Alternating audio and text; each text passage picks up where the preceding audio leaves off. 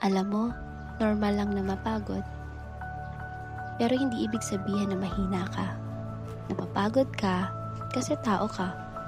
And you know what? Hindi ibig sabihin na nag-rest ka, talo ka na. Hindi sign ng failure ang paghinto sandali. Minsan, kailangan mo talagang huminga, umatras ng konti, at kilalanin yung bigat na bitbit mo. Hindi para sumuko, kundi para hindi ka tuluyang mabali sa gitna ng laban. At to be honest, ako rin. Maraming beses na napagod na ako. May mga araw na gusto ko na ring sumuko. Yung tipong hindi ko na alam kung paano ako babangon. Pero kahit ganun kabigat, may isa na laging nandyan, handang makinig.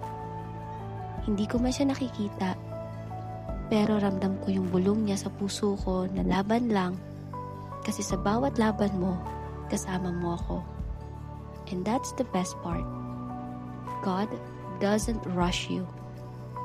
Hindi niya minamadali yung healing mo, yung progress mo, yung journey mo. He restores you slowly, gently, lovingly. Sa panahon na wala kang lakas, siya yung strength mo. Sa araw na puno ka ng doubts, siya yung peace mo. So today, kung pagod ka, pahinga muna. Lapitan mo si Lord, hayaan mo siyang i-refresh yung puso mo. Hindi mo kailangan maging okay agad. Pero hindi ka rin mag-isa. Sabi nga ng Psalms 23 verse 3, He restores my soul, He guides me along the right path for His name's sake.